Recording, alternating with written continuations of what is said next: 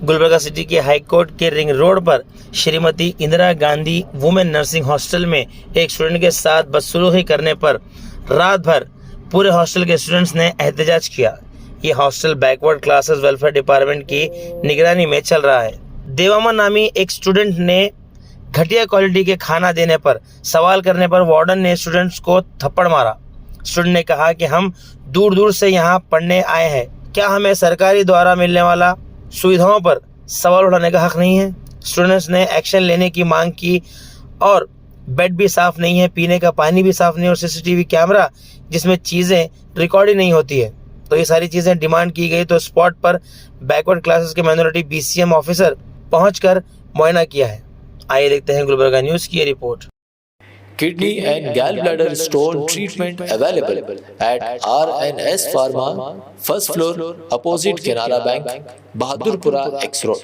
मज़ीद तफ़सीलात के लिए रब्त करें 9703939436 या 9390610436 पर। ಈ ಥರ ಮಾಡೋದು ಸ್ಟೂಡೆಂಟ್ರು ಒಂದಿಷ್ಟು ಹೇಳಬೇಕು, ಅವ್ರು ಕೇಳಬೇಕು, ನಿಮ್ಮ ಮಾತು ಹೋಗ್ಬೇಕು, ಅವರು ಅದರಲ್ಲಿ ಗಲೀಜ್ ಎಷ್ಟಿದೆ ನೋಡಿ ಒಂದಷ್ಟು ಇಷ್ಟೇ ಅದನ್ನಮ್ಮ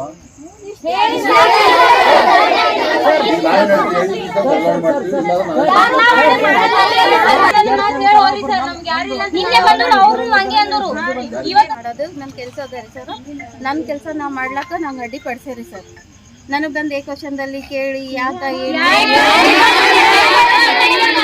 ಮಾಡ್ಯಾರ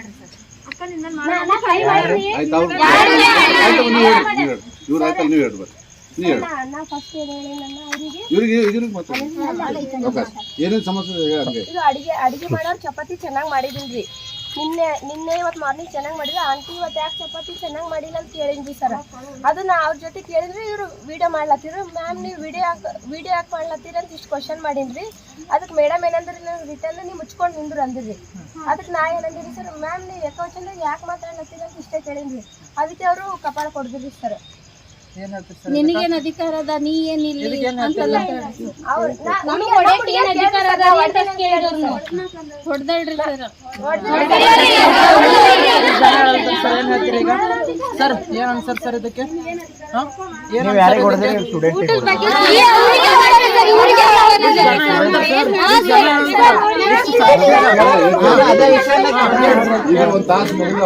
ಇದು ಮಾಡಿಲ್ಲ ಸರ್. ಕಾಳು ಪಲ್ಯ ಮಾಡಿದ್ರೆ ಅದನ್ನ ಹುಳ ಆಗಿದ್ದು ಬಿಸಿಲಿಗೆ ಹಾಕಿ ಅವ್ರು ಚಾಣಿನೂ ಅರ್ಧಂಬರ್ಧ ಮಾಡ್ತಾರೆ, ಅದ್ರ ಹುಳನೇ ಇರ್ತಾವ್ರಿ ಸರ್.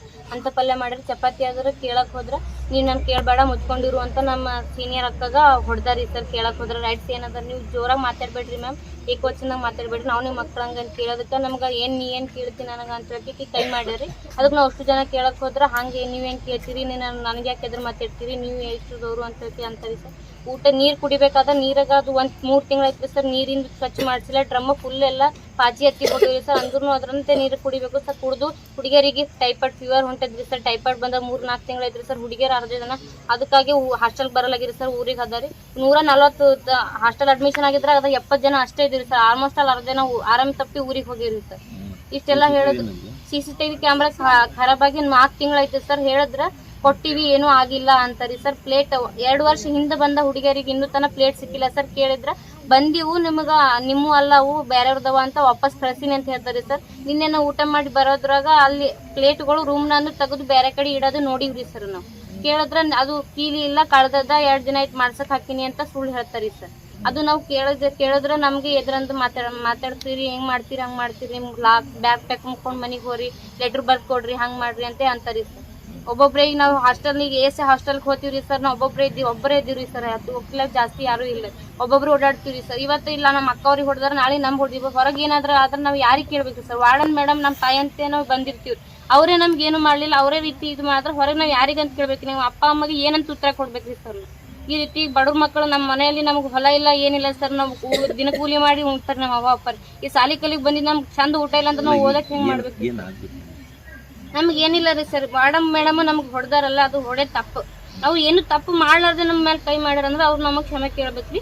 ಎಲ್ಲ ಫೆಸಿಲಿಟಿ ಚಲೋ ಆದ್ರೆ ಅವರೇ ಇರ್ಲಕ್ಕ. ಮಾಡಲಾಗಿತ್ತಂದ್ರೆ ನಮ್ಗೆ ವಾರ್ಡನೇ ಬೇಡ. ಯಾರು ಚಂದ ಮಾಡ್ತಾರ ನಮ್ಗೆ ಇವರೇ ಬೇಕು ಅಂತ ಇವರಿಗೆ ನಾವು ಕಿರುಕುಳ ಕೊಡೋದು ಬೇಕೇ ಆಗಿಲ್ಲ. ನಮ್ಗೆ ಊಟ ಚಲೋ ಮಾಡಬೇಕು, ಎಲ್ಲ ಫೆಸಿಲಿಟಿ ಚಲೋ ಇರಬೇಕು, ನಮ್ಮ ಮನೆ ಥರ ನಮ್ಗೆ ಅನಿಸ್ಬೇಕು. ಆ ರೀತಿ ನೋಡ್ಕೊಳ್ಳೋ ರೀತಿ ಮಾಡೋದು ಭಾಳ ಒಳ್ಳೆಯದು. ಗೌರ್ಮೆಂಟ್ನು ಕೈಗೆ ಬೀಗೋದನ್ನು ಕೇಳ್ಕೊಳ್ತೀವಿ ಸರ್. 1 ತಿಂಗಳಾಯ್ತು ಅವರು ಅಂತಾರ ಓರಲ್ ಆಗಿ ಹೇಳಿ ನಂತರ ಯಾವುದೇ ರೀತಿ ಲೆಟರ್ ಕೊಟ್ಟಿನಿ ಅಂತ ಹೇಳಿಲ್ಲ ಸರ್. ಕೊಟ್ಟಿನಿ ಅಂತ ಪ್ರೂಫ್ನು ಇಲ್ಲ ಸರ್. ಅವ್ರ ಹತ್ರ ಕೇಳಿದ್ರೆ ಓರಲ್ ಆಗಿ ಹೇಳಿ ನಮ್ಮ ಮಾಡ್ತೀನಿ ಅಂದ್ರೆ ಮಾಡಿಲ್ಲ ಅಂತ ಹೇಳ್ತಾರೆ ಸರ್. ನನ್ನ ಹೆಸರು ಭಾಗ್ಯಶ್ರೀ.